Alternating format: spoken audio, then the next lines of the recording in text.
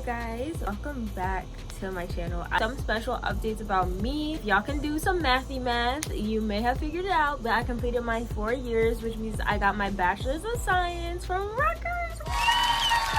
Actually crazy, I keep forgetting that I graduated college. Like, you don't know how many times I've been somewhere to a family function, like, congrats on graduating, and I'm like, oh, me. Like, I feel like such an old head now. But anyway, it's just crazy to think that I'm a college graduate now. I just wanted to come here today as a Rutgers graduate to tell you guys things that I wish I knew before going to Rutgers. I have my list right here on my lovely iPad. Let's get right into it. As a freshman, look for places where you can volunteer at, even if it's something so little. Like, even if you're not experienced enough, put yourself out there. I learned this from a Rutgers conference. If you want to apply to something but you're like, oh, I don't think I'm gonna get enough, I'm just not gonna apply, no, let them tell you no, okay? And even if they do decline you, that doesn't mean you weren't good enough. It just means that you weren't what they were looking for. That doesn't mean anything about you. So put yourself out there, apply to many different things. If you're like me and you don't know what you want to do and you're just really like, try to narrow it down to like a field you're interested in. Regardless, I was more so interested in things health related.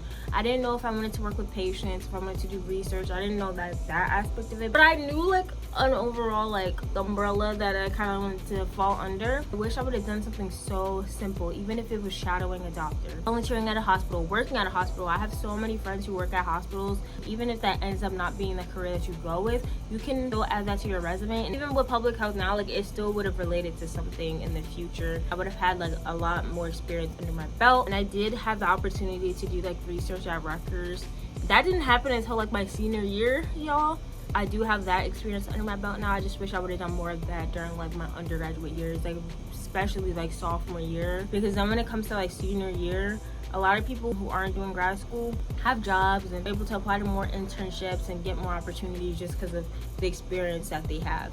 And really put effort into trying to figure out what you like and what you want to do. That's going to different club meetings. I'm going to go to the PA club, and I also want to go to the engineering club and see like what the vibe is like. Then do that, but try to figure all that kind of early on, because you don't want to waste time. There's no timeline, but just keep in mind that you're spending money to be at university.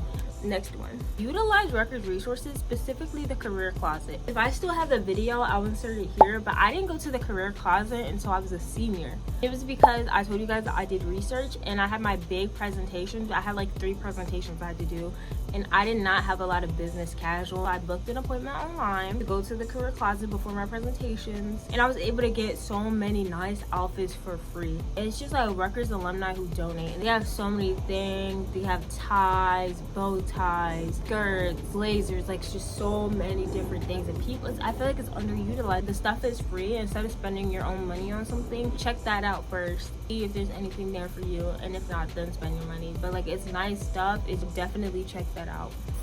Number three would be to connect with professors, connect with staff, faculty, connect with everybody. The amount of times I've applied to a job, a program, an internship, grad school, there's gonna be so many times where you just need references, contact information. If you don't want to be the person who don't really know anybody too well, you have no one to put down, and then you're emailing the professor like, hey, can you write a letter of recommendation for me? And they're like, who are you? You don't want to be that person. I remember, not to get off track, but I remember when I was applying to be an RA, the person who did my letter of recommendation for me was literally a student. Like, he was an RA. He was like the student assistant leader, whatever, of this program I did on campus. And I talked to him. I found out he was an RA, so when it was time for the RA application, I asked him. I felt like that was perfect. Then I got the job, y'all, because I was an RA for 2 years.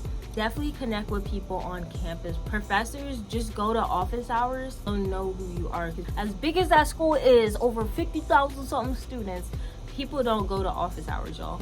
You could have 200, 300 people in your class, and it'll be the same like 10 kids showing up to office hours. I'm telling you, people don't go to office hours. If you go to office hours and you're consistent, your professor is gonna know who you are. It's time for like a letter of recommendation, or like even if you just want to talk to them about anything, grades, classes, whatever, they're there for you and they're gonna help you because they know you personally. My next piece of advice, if the meal plans are the same as the previous semesters, I would recommend getting something less than the 210 plan. Basically, you pay for the meal plan, but it's by semester. So if you're getting the 210 plan, that means you're gonna get 210 meal swipes for the semester. Meal swipes do not carry over to the next semester. It's basically use it or lose it. The 210 plan is a lot. So I recommend getting between the 75 plan, which I think is too little, or the 150 plan. I think the 150 plan is perfect. For me, your girl is a big back, so I cleared the 210 plan, but I really think that that is just a unique experience and that is just me. But also, I know that sometimes Rutgers makes you do the 210 plan, so if that's the case, make sure you like plan out how you're gonna use your swipes so that you aren't wasting your money. You can do the Starbucks truck. They have the 3 Chili's truck, which is like Mexican food. You can go to the Atrium, the dining hall, Henry's Diner. There's so many places where you can use your meal swipes. So don't let it be the end of the semester and you're sitting there with 75 something swipes. That is such a waste of money. So make sure you plan that out, guys. 5, basketball games and football games are free. Now, I did know that going into Rutgers, but a lot of people don't know that. As a student, you get a free ticket, so I wouldn't even waste your money on season passes and stuff. It's not hard to get into a football game. The football games, you can literally you'll get an email, Ohio State versus Rutgers. You just click claim student ticket, and I've never ever had a problem getting a student ticket. Actually, that's a lie. The blackout games be selling out fast. And when I say selling out, I mean like you only have a certain number of student tickets. Claim that. Claim it. It's your student right. Claim it, okay? Don't wait until the last minute.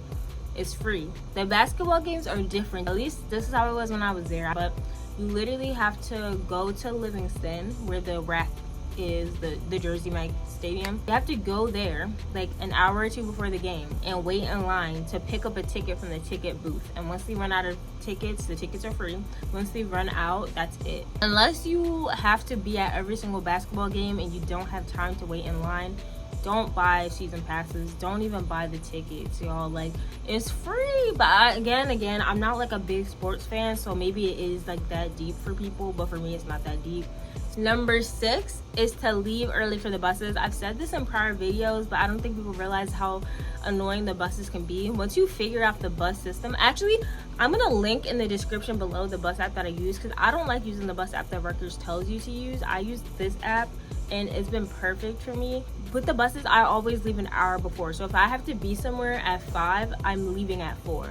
Because I found that when I leave an hour early, I'm either really early to my destination or I made it just in time. I was never late. But then there's been times where I leave like 30 minutes before, like if I have to be somewhere at 5 and I leave at 4:30 and I end up being late. There's traffic, the bus broke down, like stuff like that happens all the time. And you don't want to play with that, because also like even if it's class, some professors aren't going to take the bus excuse, and as messed up as it is, because sometimes it really isn't your fault, it's the bus's fault. Some professors don't take the bus thing as an excuse. Take that into account when you're making your schedule. Sometimes it's inevitable, but try to plan your classes to where you have at least an hour in between. That's only if you have to travel to another destination for your class. If your class is on the same campus, so if you have 2 classes back to back on Bush, leave it. But if you have a class on Bush and Livingston, I used to have 40 minutes to get from Bush to 30 or 40 minutes to get from Bush to Livingston, and I would just be making it every single time. And one time I was 10 minutes late. If you have classes that are on 2 different campuses, I don't care how close those campuses are, make sure it's at least an hour apart if you can. Sometimes it's inevitable, but if you can, definitely do that. Y'all, I just deleted like 20 gigabytes worth of stuff. My phone just told me that I ran out of storage, so I'm recording on Snapchat right now. But that's all I have for you guys today. Thank you guys so much for watching. If you have any questions about something or want me to make a video on something, leave it down in the comments below. I'm gonna get better at vlogging. I have some exciting things coming up that I'm gonna vlog for you guys. So, oh, also I made an Instagram for this channel, so make sure you follow my Instagram. It's gonna be right here, and I'm gonna be posting some of my videos on there as well. Okay guys, bye.